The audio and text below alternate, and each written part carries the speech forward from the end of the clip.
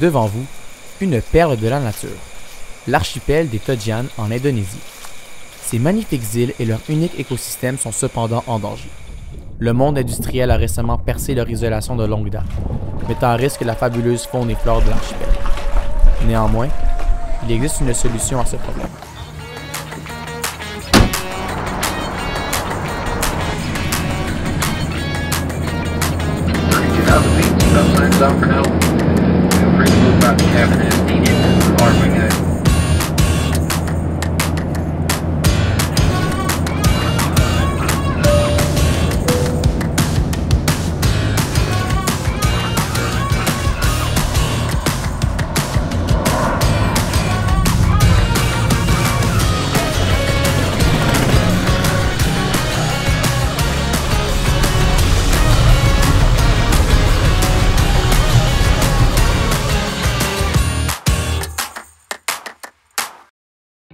Nous, l'équipe Togian Time, avons fait 96 heures d'avion, de bateau et d'escale pour atteindre cet archipel des plus isolés, dans le but de combattre la menace écologique imminente. Le voyagement ayant déjà englouti une partie considérable de notre temps, on s'y met à la tâche dès notre arrivée en rencontrant tout d'abord le conseil de Katupat, notre village hôte, ainsi que notre partenaire Marion Bazin, qui est cofondatrice d'Ever2, cet organisme qui travaille à la protection de l'environnement et donner de l'emploi à des gens qui n'en ont pas. Voilà. Donc, Oui Marion, exactement ce que je voulais dire. Avec eux, on a donc cherché durant notre séjour à faire progresser le plus possible le développement environnemental du village de Katupat et ses environs. Pour nous, cela passa par 3 points importants.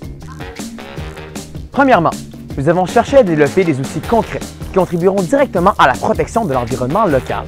Par exemple, nous avons essayé plusieurs points de collecte de déchets, comme celui-ci, de sorte à ce qu'il recouvre efficacement l'intérieur du village de Katupat. Et après avoir consulté un expert, nous avons établi une série de règles pour encadrer les agissements des visiteurs du lac Mariana, afin d'assurer la protection des rarissimes méduses dorées qui y habitent. Ensuite, notre projet a comme deuxième objectif de sensibiliser la population de Katupat à la problématique environnementale afin que celle-ci non seulement utilise les outils développés ici, mais également qu'elle incorpore quotidiennement des habitudes écologiques. Dernièrement, nous avions comme priorité de réaliser un projet main dans la main avec les habitants du village de Katupat, de façon à bien s'intégrer dans la vie locale et ne pas être perçus comme des étrangers moralisateurs. C'est donc avec l'aide du maire du village, d'enfants, d'adultes que nous avons réussi à accomplir tout cela.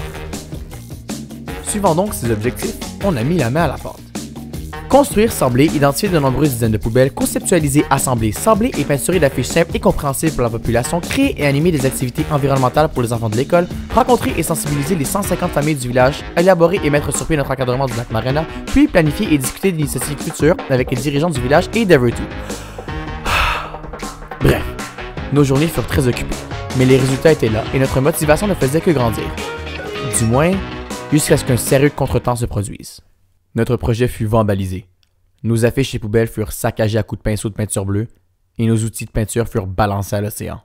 Donc ce matin, on s'est levé comme d'habitude, puis on s'est rendu au chantier.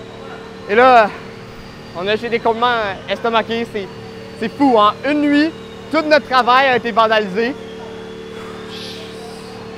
On va devoir redoubler d'efforts, refaire nos affiches, refaire nos poubelles, mais il n'est pas question qu'on abandonne. Par souci de transparence, on tient à préciser que cette réaction date de quelques heures après la découverte du vandalisme.